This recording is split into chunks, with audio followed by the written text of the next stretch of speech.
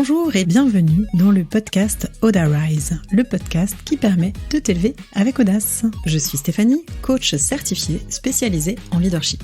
Ma mission, que tu développes ta confiance en passant à l'action et en t'affirmant pour faire passer ta vie professionnelle au niveau supérieur. Entrepreneur depuis 15 ans, j'ai dû me challenger et je te parlerai ici de leadership au féminin, de mindset, d'audace, de communication positive et de réussite.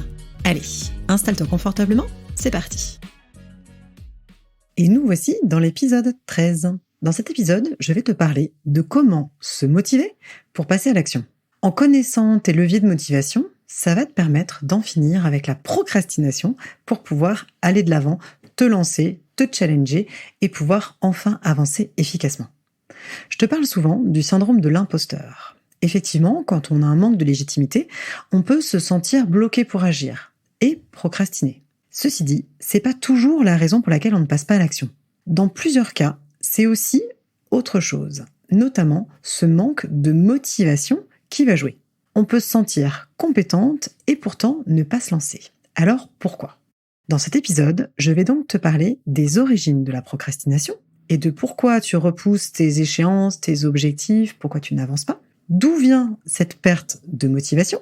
Ensuite, je te parlerai des différents leviers de motivation, comment tu vas pouvoir agir et qu'est-ce qui va te motiver au quotidien. On verra qu'il y a deux façons de faire différentes. Et ensuite, bien sûr, je te proposerai des petites solutions sur comment commencer à agir et retrouver cette fameuse motivation. Donc déjà, définition. Être motivé, qu'est-ce que c'est ? Être motivé, c'est avoir un objectif que l'on souhaite atteindre. Avoir un objectif, ça veut dire que du coup, tu vas faire des efforts et persévérer pour l'atteindre. Être motivé, c'est garder ton énergie pour pouvoir avancer et aller réaliser ton objectif, ta quête, etc. La procrastination, comme je te disais, celle qui peut du coup gêner ta motivation, peut avoir plusieurs origines. D'abord, ça peut être un manque de clarté, c'est-à-dire qu'on ne sait pas ce qu'on veut. Ça peut aussi être les peurs et les croyances limitantes. Tu sais, tout ce qui te bloque parce que tu te racontes des histoires dans ta tête. Et ensuite, ce qui te fait procrastiner, et c'est le sujet du jour, ça va être le manque de motivation. Donc aujourd'hui, on va faire ce focus sur ta motivation. Donc d'où elle vient, cette perte de motivation ? Quand on a beaucoup d'attentes et peu de résultats, ça va générer de l'insécurité. Du coup, ça peut entraîner cette spirale de perte de motivation. Quand on n'attend pas les résultats que l'on souhaite, dans son business, dans sa carrière ou dans sa vie personnelle, c'est que l'on n'est pas aligné. Qu'est-ce que ça veut dire être aligné ? C'est être en lien tête, cœur, corps. Tu as déjà certainement entendu cette expression, alors je vais elle aussi la clarifier. En fait, c'est avoir une cohérence. Être aligné, c'est avoir une cohérence entre ce que tu es, ce que tu veux, ce que tu penses, ce que tu dis et ce que tu fais. Et c'est cet alignement, précisément, qui va te donner de la force, de l'énergie, des résultats et de la motivation. Parce que quand tu as un manque de résultats, quand tu n'arrives pas à atteindre tes objectifs, quand tu ne réussis pas ce que tu souhaites mettre en place, cela nécessite un ajustement, c'est-à-dire une optimisation. La question centrale que tu auras donc à te poser, c'est qu'est-ce que je peux ou qu'est-ce que je dois réajuster ou changer. Maintenant, je vais te parler des deux types de motivation. La première chose, ça va être la théorie des besoins, c'est-à-dire on est motivé parce qu'on a des besoins à assouvir. Je t'ai déjà parlé, notamment sur les besoins, les émotions, la gestion du stress, de la pyramide de Maslow. Donc la motivation par les besoins, c'est la théorie de Maslow qui dit qu'en fait, on va poser des actions et se motiver pour aller assouvir un besoin. Je ne sais pas si tu te souviens, mais cette pyramide, tout en bas, la première chose à remplir, c'est notre besoin de sécurité. Nos besoins, physiologiques. Deuxième étage, c'est tes besoins de sécurité. Ensuite, tu as ton besoin d'appartenance, puis celui d'estime, puis tout en haut, la pyramide, c'est l'accomplissement. Ce qu'on dit sur la motivation par les besoins, par la théorie de Maslow, c'est qu'en fait, ça va être un type de motivation plutôt à court terme. Parce qu'en fait, nos besoins changent constamment. Donc à partir du moment où nos besoins changent constamment, on va être plutôt effectivement dans du court terme. En fonction des heures, en fonction des jours, tu auras plus tel ou tel besoin à assouvir. Le besoin, comme c'est une nécessité, si tu veux, ça va être à la fois du court terme et quelque chose que tu vas avoir du mal à gérer, entre guillemets, dans le temps.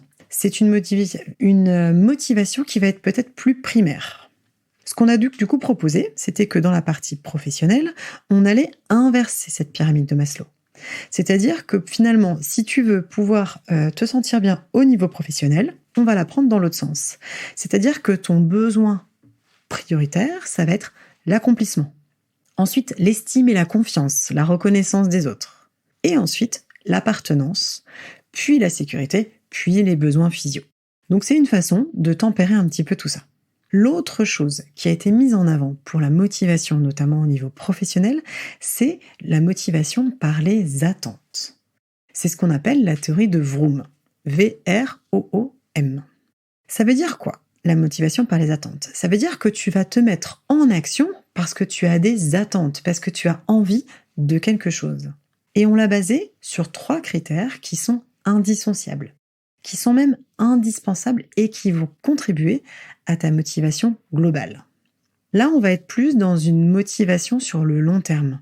Parce qu'en fait, quand on parle des attentes, on parle du bénéfice qu'on souhaite et qui va du coup nous donner l'énergie d'agir et de se mettre en avant. Alors, quels sont ces 3 critères? La première chose, ça va être la valence. La valence, c'est quoi? C'est un terme, moi j'ai mis longtemps à le comprendre. Concrètement, la valence, elle va te motiver. La valence, c'est la valeur ou la récompense que tu vas obtenir pour les efforts que tu vas mettre en action.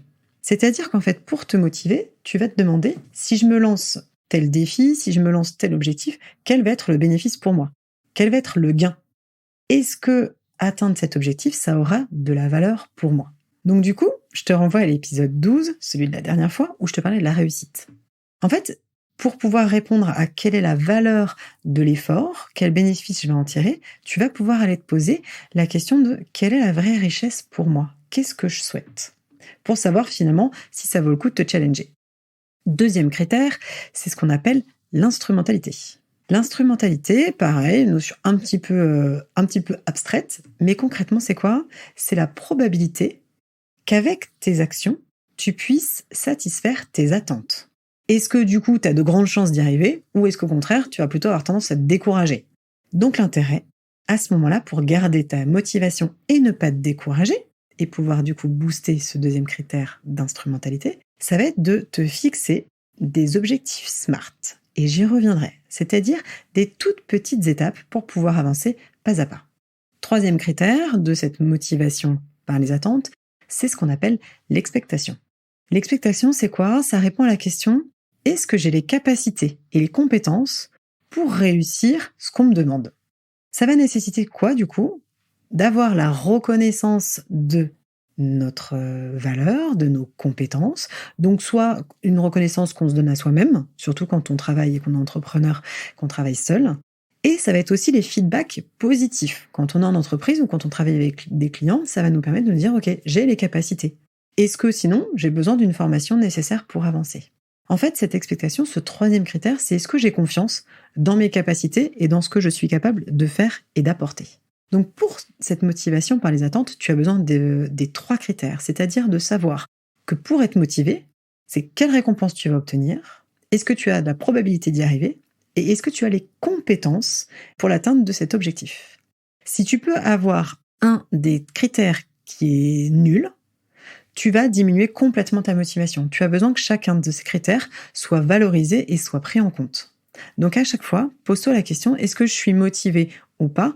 Et check ces 3 points pour voir ce qui va te permettre du coup d'avancer ou d'être amélioré. Soit du coup de recréer des bons objectifs, soit de te faire confiance dans tes capacités ou alors d'aller te former ou de vérifier la récompense que ça va t'apporter.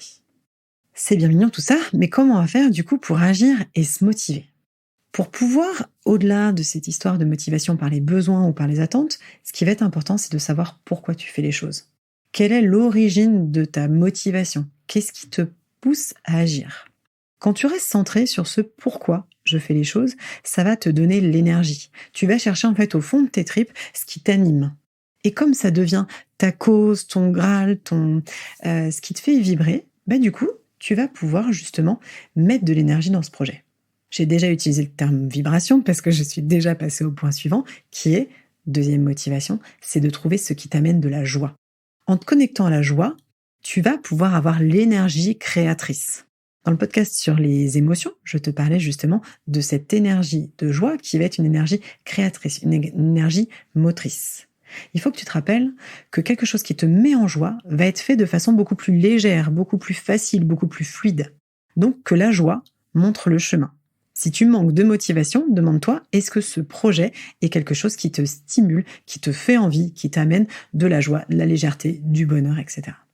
Troisième critère pour te motiver, ça va être d'aller définir ta zone de génie. De savoir où sont tes compétences. Dans quoi tu excelles. Finalement, c'est qu'est-ce que tu fais facilement sans même y penser. Parce que quand tu vas être dans ta zone de génie, toutes les choses vont se faire de façon beaucoup plus fluide là encore. Ce qui parfois diminue ta motivation, à nouveau, c'est qu'il y a trop de complications, c'est que les choses sont pas fluides, c'est que ça bloque à un endroit.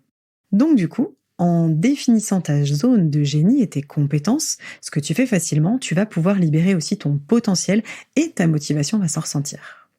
Quatrième point pour agir et te motiver, ça va être de satisfaire ta quête de sens. Ça va avec ta mission et ta vision. C'est affiner en fait qu'est-ce qui t'anime pour avoir finalement une ligne directrice, pour te relier à ce que tu vois, ce que tu souhaites, comment finalement tu vas contribuer au monde, comment tu vas contribuer à la société, comment tu vas contribuer pour les autres autour de toi, que ce soit à petite ou à grande échelle, que ce soit dans ta partie pro, dans ta partie perso ou dans l'ensemble. Si tu veux affiner cette quête de sens, trouver ta mission et ta vision, ça va être une façon de faire ta part. Parce qu'on a tous besoin d'être utiles puisqu'on est des êtres sociaux et en sachant à quoi tu contribues, tu vas être motivé. Ça se relie un petit peu aussi avec subtilité à ton pourquoi tu fais les choses. C'est aller à nouveau, justement, chercher ce qui te pousse à agir. Et dernier point, ça va être de trouver à qui tu t'adresses. Quand tu vas poser telle action, quelle va être, avec qui tu parles? Comment tu parles à cette personne? Est-ce que ça va être un client? Est-ce que ça va être un collègue? Est-ce que ça va être un ami? Et en fait, en te reliant à qui tu veux aider dans ton projet, tu vas pouvoir justement trouver la bonne motivation. Typiquement, moi, ce qui m'intéresse aujourd'hui, c'est d'accompagner les femmes. En fait, si tu veux, c'est d'accompagner les femmes dans cette capacité à se sentir légitimes par mon histoire, familiale, personnelle, etc. Donc du coup, c'est parce que je sais à qui je m'adresse, parce que je sais comment les femmes fonctionnent, parce que je sais, pour avoir étudié et rencontré en coaching celles qui me captivent, qui m'intéressent, qui ont tendance à s'auto-saboter alors qu'elles ont des énormes compétences, que je vais savoir à qui je m'adresse, pourquoi je le fais, quelle est ma mission, ma vision. Donc du coup, c'est savoir, dernier point, à qui tu t'adresses. Maintenant, ce que je te propose pour terminer cet épisode, c'est un petit exercice. Comme je t'ai dit, ce qui est important, c'est de savoir ce qu'on veut. Et pour ne pas se décourager, je te l'ai dit dans l'instrumentalité, c'est de trouver des objectifs qui sont SMART. Un objectif SMART, c'est quoi? C'est les initiales. Donc ça s'écrit S-M-A-R-T. C'est les initiales de spécifique. S comme spécifique, c'est-à-dire définis ton objectif de façon claire, concrète et précise. Qu'est-ce que tu dois poser comme action? Qu'est-ce que tu veux atteindre le mois prochain, dans 3 mois, dans l'année? Le M, c'est pour mesurable. C'est comment tu vas savoir que tu as atteint ton objectif, comment tu vas te sentir, comment tu sauras que c'est un succès. Si par exemple c'est au niveau de ta carrière, écoute, c'est de se dire, là dans l'année, je voudrais avoir tel poste, ou je voudrais gagner 5% de plus, 10% de plus, avoir une augmentation. Si t'es dans l'entrepreneuriat, ça va être se dire, ok, je voudrais tant de clients en plus. Donc c'est quelque chose à nouveau de concret. Cet objectif ensuite, il est A comme ambitieux. C'est-à-dire que ça doit te challenger, ça doit te stimuler. Là aussi, il y a cette notion de quête de sens. Mais le R va tempérer cette ambition parce qu'il va falloir qu'il reste réaliste. Tu peux pas te dire, si par exemple tu te lances aujourd'hui dans l'entrepreneuriat et que tu n'as aucun client, te dire j'en veux 100 pour demain. Tu vois, ça sera pas quelque chose de réaliste. Ou alors, dis-moi tout de suite comment tu fais. Et dernière lettre de l'objectif SMART, c'est le T pour temporel. Savoir à quel moment tu veux avoir atteint cet objectif.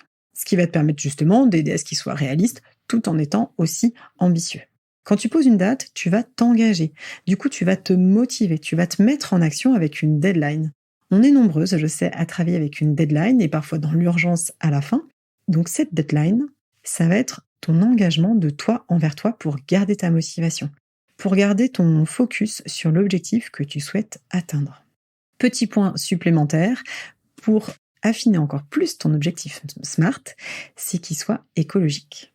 Un objectif SMART écologique, ça veut dire quoi? Ça veut dire qu'il respecte aussi tes besoins. Tout à l'heure, je te parlais de la pyramide de Maslow et de la motivation par les besoins. Ça va être aussi prendre en compte tes besoins physio. Si ton objectif nécessite que tu chamboules tout dans ta vie, tu vas perdre tellement de repères que tu ne pourras pas l'atteindre. Donc, c'est prendre en compte quelque chose de concret, savoir qu'est-ce que tu veux atteindre exactement, avec des termes précis, concis et clairs, qui soient ambitieux, qui te challenge et qui soient pour autant réalistes avec une date d'effet précise. Donc du coup, si je résume ce qu'on s'est dit aujourd'hui, la motivation, c'est à la fois parfois un manque de clarté, des peurs et ce manque de motivation. La motivation, elle peut être soit menée par tes besoins, et plutôt à court terme, ou par le long terme, par tes attentes. Ça va être la valeur que tu accordes aux choses, la probabilité que tu as d'y arriver et les capacités que tu as. En mettant tous ces points ensemble, en te reconnectant à pourquoi tu fais les choses, à ta zone de génie, qu'est-ce qui t'apporte de la joie, qu'est-ce qui t'amène du sens, et à la mission que tu vas accomplir, tu vas pouvoir garder ta motivation et avancer, pouvoir te challenger pour réussir l'atteinte de tes objectifs. J'espère que cet épisode était clair, j'espère qu'il t'a plu et qu'il va te relancer dans une dynamique qui est positive, toujours centrée autour de la joie, de ce qui te fait vibrer pour être dans cet alignement. Si c'est le cas, n'hésite pas à me laisser 5 étoiles sur la plateforme de ton choix et si tu connais quelqu'un qui a besoin de l'écouter, je te propose de partager cet épisode sans tarder. Je te souhaite une belle journée, une belle soirée, où que tu sois et je te dis à très bientôt.